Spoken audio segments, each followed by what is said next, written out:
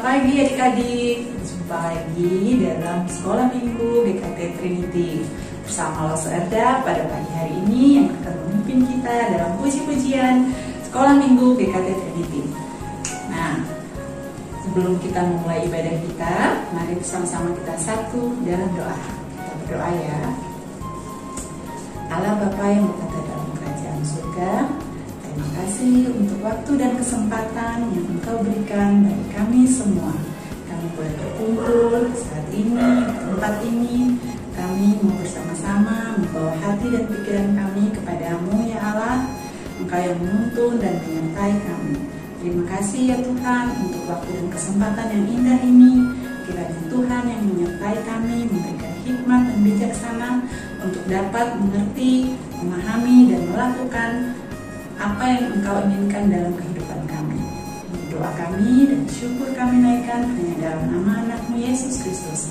Amin. Nah, adik-adik, Tuhan Yesus adalah sobat kita yang sejati. Pagi ini kita akan membuka ibadah kita dengan satu pujian, Ada Satu Sobatku.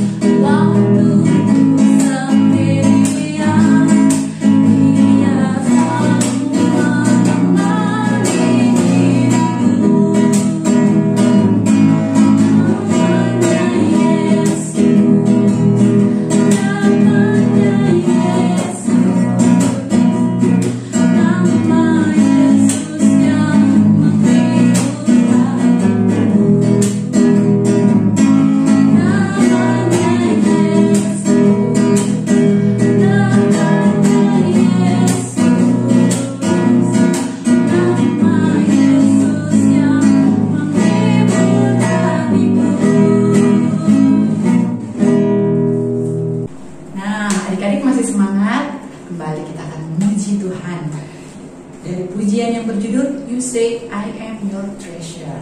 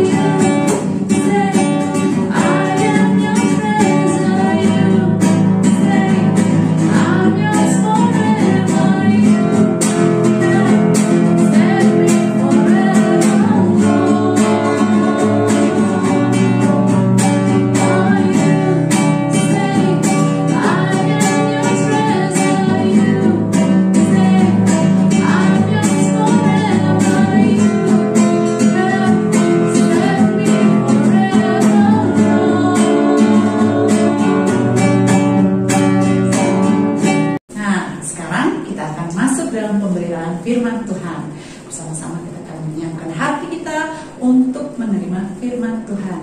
Sebelum itu kita akan memuji Tuhan dari pujian yang berjudul Mata Tuhan Melihat. Ayo tepuk tangan yang semangat ya.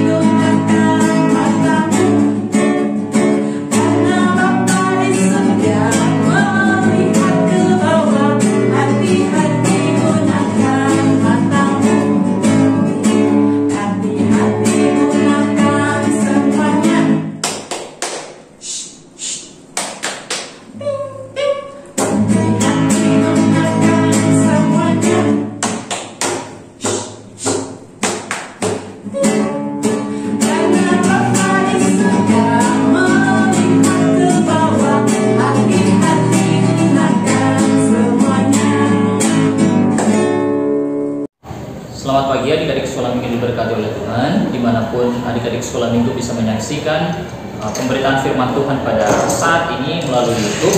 Kita bersyukur kepada Tuhan, kita boleh kembali berjumpa, kita boleh kembali bertemu.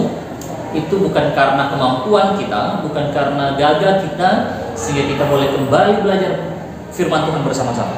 Itu semua terjadi karena campur tangan dan kedaulatan Tuhan yang boleh terjadi dalam kehidupan kita, bukan? Ya.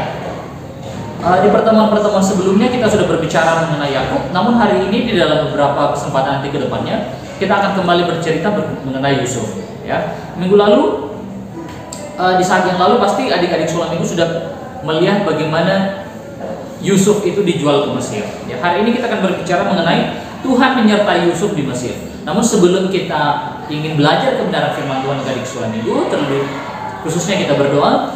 Mari kita satu dalam doa, kita berdoa. Bapa yang tinggal di kerajaan surga, terima kasih untuk penyertaan-Mu dalam kehidupan kami. Pada kesempatan hari ini ya Tuhan, saat ini kami ingin belajar bersama-sama kembali akan kebenaran firman Tuhan. Meskipun kami masih kecil, kami tahu Tuhan sendiri akan memampukan adik-adik sekolah minggu yang melihat pemberitaan firman ini melalui YouTube. Roh Kudus yang akan memampukan mereka untuk dapat mengerti kebenaran firman-Mu. Terima kasih Bapa, biarlah pengenalan yang sempurna akan Engkau, pengertian yang terbaik akan kebenaran firman Tuhan ada dalam kehidupan anak sekolah minggu yang menyaksikan video ini. Terima kasih Bapak, ini doa kami dalam nama Yesus Kristus, kami berdoa kepada Bapa di surga. Amin. Ya, adik-adik sekolah minggu berkati oleh Tuhan.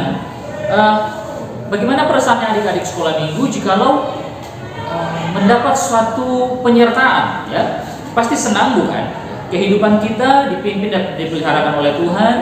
Kehidupan kita disertai dan juga diberkati oleh Tuhan. Kehidupan kita selalu dijaga dan dipeliharakan oleh Tuhan. Kita masih boleh bisa sehat, kita masih boleh bisa kuat, kita masih bisa melakukan aktivitas. Adik-adik sekolah minggu bisa sekolah, adik-adik sekolah minggu bisa bermain, atau apapun itu semua itu bukan itu menyenangkan. Ya. satu hal yang pasti menyenangkan bagi kehidupan adik-adik sekolah minggu, ya. Karena melihat bagaimana penyertaan Tuhan, dan ini juga kita akan belajar bagaimana Tuhan menyertai Yusuf itu di Mesir, ya. Di Kanaan, ayah Yusuf, Yakub, ya, sudah mulai gelisah, sudah mulai gundah gulana karena dia berpikir anaknya Yusuf ini yang paling dikasihi sudah dimakan oleh binatang buas, seperti apa yang dilakukan oleh saudara-saudara Yusuf sebelumnya, ya. Namun ternyata tidak seperti itu. Apa yang terjadi di Mesir? Ternyata ketika Yusuf sudah berada di Mesir, dia dijual dalam satu pasar perbudakan, ya. Jadi kalau mungkin selama ini adik-adik sekolah minggu melihat bahwa pasar itu mungkin menjual sayur, menjual ikan, menjual tomat, menjual bumbu-bumbu dapur, menjual baju dan segala macamnya, ya, yang ada di pasar yang mungkin adik-adik sekolah minggu pernah perhatikan. Kalau adik-adik sekolah minggu pernah pergi ke pasar, ya. Tapi saya yakin adik-adik sekolah minggu yang menonton bagian ini sudah pernah pergi ke pasar, jadi sudah melihat apa-apa saja yang ada di pasar, bukan? Ya. Namun ternyata ada satu tradisi yang ada di Mesir, bagaimana melihat orang itu dalam satu pasar perbudakan. Pasar perbudakan itu adalah pasar orang-orang yang akan dijadikan budak, ya. Dan ketika Yusuf ada di tempat itu, ya, Yusuf begitu baik, begitu tampan, ya, jadi memikat salah satu orang yang coba ingin membeli Yusuf dari pasar perbudakan. Siapa itu? Dialah Potifar, ya. Potifar lah yang memilih Yusuf untuk membeli Yusuf sebagai budak, untuk bekerja sebagai budak di istananya, untuk bekerja sebagai budak di dalam rumahnya Potifar, ya. Dan Yusuf ketika berada setelah selesai itu, sebelum Yusuf berada di rumah Potifar, dia dibeli. Setelah dibeli dan Yusuf akhirnya pergi ke rumah Potifar. Setelah dia berada di rumah Potifar, Yusuf pun sama seperti budak-budak yang lain, ya. Selama ini Yusuf berada di Mesir, dia hidup dalam keterbatasan, dia hidup dalam pengembalan domba seperti apa yang saudara-saudaranya kerjakan. Namun ketika di Mesir, dia harus melayani Potifar. Dia pergi masuk dalam satu istana, berbeda kehidupan Yusuf, ya, setelah dia dibeli menjadi budak. Meskipun dalam kehidupannya menjadi budak, ya, dia tetap mempertahankan tradisi apa? Untuk menyembah Allah bapaknya, yaitu Bapak Yakub, ya. Apa? Allah yang menciptakan langit dan bumi yang diperkenalkan oleh Yakub kepada Yusuf dan juga saudara-saudaranya. Itu yang Yusuf pertahankan. Sementara di Mesir mereka tidak menyembah Allah seperti itu, ya. Orang Mesir itu menyembah Allah, menyembah Baal, kepada dewa matahari, kepada dewa bulan, kepada dewa bintang. Itu yang menurut mereka Allah. Namun Yusuf waktu berada di Mesir, dia tetap beribadah kepada Allah, dan Tuhan menyertai Yusuf. Dia berada di Mesir. Setelah itu proses panjang terus terjadi. Ternyata Yusuf ini sangat dikasihi oleh Potifar, ya. Potifar itu dalam istana Firaun, dan Yusuf itu dipercayakan begitu banyak hal, sangat dikasihi karena dia ganteng, dia baik, dia mempunyai hikmat yang luar biasa, dan dia juga mengerjakan pekerjaan itu dengan tuntas dan dengan baik. Makanya Potifar sangat jatuh hati, sangat mempercayakan begitu banyak hal kepada Yusuf, ya. Hingga suatu saat apa yang terjadi? Di dalam kehidupan keheningan, ternyata istri Potifar ini jatuh cinta kepada Yusuf. Dia menginginkan Yusuf, ya, karena perawakan Yusuf yang begitu ganteng, yang begitu indah, yang begitu elok, ya. Dan istri Potifar ingin supaya Yusuf ini jatuh cinta juga kepada dia. Pada suatu kali akhirnya istri Potifar merancangkan sebuah skenario supaya apa? Orang-orang yang ada di situ ketika diam, tidak ada tenang, dan dipanggillah Yusuf. Dipanggil Yusuf untuk dijebak. Dijebak untuk apa? Dijebak untuk bisa tidur bersama-sama dengan istri Potifar, ya. Namun Yusuf menolak dan dia ingin lari, berontak kepada istri Potifar. Dia tidak mau melakukan itu karena Yusuf tahu bahwa apa yang dilakukan akan sebuah kejahatan, ya. Namun istri Potifar dengan begitu sangat untuk mengambil baju Yusuf, ditinggalkan supaya dia bisa memfitnah kembali Yusuf. Dan memang terjadi. Setelah Yusuf tidak mau mengikuti apa jadi perintahnya, ya, akhirnya istri Potifar ini mencoba memfitnah Yusuf. Memfitnahnya dengan cara apa? Dia fitnah, dia bilang sama Potifar, ini orang yang engkau percayai, Yusuf, dia mencoba memperkosa saya. Saya berteriak karena tidak ada mendengar, akhirnya dia lari dan bajunya dia tinggalkan. Itu pernyataan istri Potifar kepada Potifar, dan akhirnya Potifar marah, ya. Potifar marah dan dia masukkan Yusuf ke dalam penjara yang ada di bawah tanah. Dan di dalam kehidupan Yusuf ada dalam penjara di bawah tanah, Yusuf tetap beribadah kepada Tuhan, dia tetap berdoa kepada Tuhannya, ya. Dia mengenal sebagai Allah yang begitu setia, yang terus memimpin, ya. Dan di dalam itu ternyata bukan cuma Yusuf sendiri. Ada 1 juru minum dan 1 juru roti raja, ya. Singkat cerita, setelah sekian tahun mereka berada dalam penjara, mereka sudah begitu akrabnya terjadi, perjalanan persahabatan sudah boleh terjadi. Akhirnya mereka bermimpi, ya. Yusuf si juru minum bermimpi bahwa ini sudah 3 hari. Dia bermimpi bahwa bagaimana dia ada 1 piala, ya, dia melayani raja untuk bisa dia diangkat pialanya menjadi orang yang betul-betul nanti diangkat oleh Firaun. Dia angkat oleh Firaun menjadi orang yang penting. Ya. Ada 2 mimpi, ya. Yang 1 juru roti bermimpi, yang 1 juga juru minum bermimpi. Mereka sama-sama bermimpi, ya. Dan mimpi mereka ternyata berbeda satu dengan yang lain. Akhirnya dalam pergumulan itu mereka bertanya, kira-kira siapa yang bisa menafsirkan mimpi kami ini, ya? Kira-kira apa yang maksud dari mimpi kami ini? Dan Yusuf, orang yang penuh hikmat, menafsirkan mimpi kedua orang ini, ya.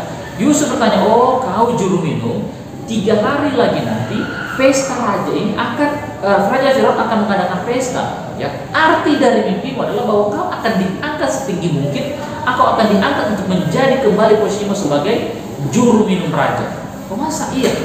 Ya. Terus yang satunya juru roti, apa yang menjadi? Kau juru roti, kau ini akan diangkat, akan dibunuh untuk dipersembahkan kepada Baal-Baal.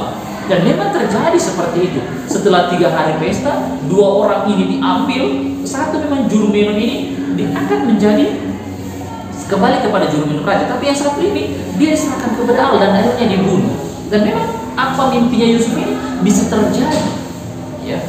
Dan melihat bagaimana kasih Tuhan terus berlaku dalam kehidupan Yusuf. Dan sebelum mereka itu keluar, dua budak ini keluar, Yusuf sudah berpesan. Kalau seandainya berpesan kepada juru minum, tolong kalau nanti kau keluar, ya, bilangkan bahwa ada orang dalam penjara yang menafsirkan mimpiku dan saya bersama-sama, dan apa yang ditafsirkan itu kan terjadi. Namun apa yang terjadi? Ternyata juru minum ini melupakan Yusuf. Dia membiarkan Yusuf di dalam penjara di bawah tanah sana, sementara pesan itu sudah dilupa karena sudah zona nyamannya Yusuf. Namun apakah Yusuf marah? Apakah Yusuf kecewa? Ternyata tidak. Ya, Yusuf tetap setia kepada kedaulatan dan ketetapannya. Ya. Dia tetap beribadah kepada Tuhan, dia tetap setia kepada pemeliharaan Tuhan. Di dalam kondisi-kondisi seperti itu, Yusuf terus bersandar dan berharap kepada Tuhan. Ya. Di dalam kondisinya dalam penjara, dalam kondisinya yang begitu, Tuhan terus menyertai Yusuf. Ya, kalau kita perhatikan bagian ini, nanti pun di bagian cerita-cerita yang lain, kita melihat bagaimana akhirnya Yusuf diangkat menjadi raja. Ya, diangkat menjadi raja, diangkat menjadi pemimpin di suatu daerah untuk menyiapkan suatu lumbung beras yang begitu besar. Namun kalau kita perhatikan bagaimana dari awalnya ketika Yusuf itu mulai dijual, dibeli sama Potifar, kemudian difitnah, hidup nyaman dan masuk dalam suatu penjara bawah tanah yang begitu sangat mengerikan, sangat menekan hati Yusuf. Namun Yusuf tidak marah kepada Allah. Sebaliknya namun Yusuf melihat bagaimana penyertaan Allah terus terjadi dalam kehidupannya. Di sini juga adik-adik sekolah yang diberkati oleh Tuhan, kita pun melihat ternyata pemeliharaan Tuhan di dalam setiap kita itu pasti akan ada. Ya. Tuhan akan terus menyertai, Tuhan akan terus memberkati kita dengan cara dan ketentuan Allah itu sendiri. Bagaimana Tuhan menuntun menyertai setiap orang itu dengan cara berbeda-beda, tidak mungkin sama. Ya. Kakak beradik ada dalam rumah, pasti akan beda cara Tuhan menuntun dan menyertai. Ya. Tuhan menyertai kakak itu berbeda dengan menyertai adik. Ya. Tuhan memberkati kakak itu akan berbeda dengan Tuhan memberkati sang adik. Ya. Namun yang pasti adalah ketika Tuhan telah menyertai kita di dalam kondisi apapun kita, di dalam situasi apapun yang sementara kita hadapi, mungkin ada dari sekolah minggu sementara hadapi, dari pergumulan, tekanan dari sekolah, tekanan dari teman-teman, namun sadarilah penyertaan Tuhan tidak akan pernah lalu dalam kehidupan kita. Ya. Dalam keterpurukan, di dalam masalah, di dalam penderitaan, bahkan di dalam sukacita pun, Tuhan terus akan terus menyertai seperti bagaimana Tuhan menyertai Yusuf di Mesir. Amin. Mari kita berdoa. Bapa di surga, terima kasih untuk pemberitaan firman Tuhan. Kami boleh belajar bagaimana Yusuf di Mesir dipimpin dan pelihara oleh Tuhan. Biarlah ini juga dalam kehidupan kami ya Tuhan. Kami merindukan biarlah kasih kemurahan Tuhan berlaku atas kehidupan kami. Kami serahkan kehidupan kami ke dalam tangan-Mu ya Tuhan, biar Tuhan sendiri akan berotoritas di dalamnya. Terima kasih Bapa, ini doa kami. Dalam nama Yesus Kristus kami berdoa kepada Bapa di surga. Amin.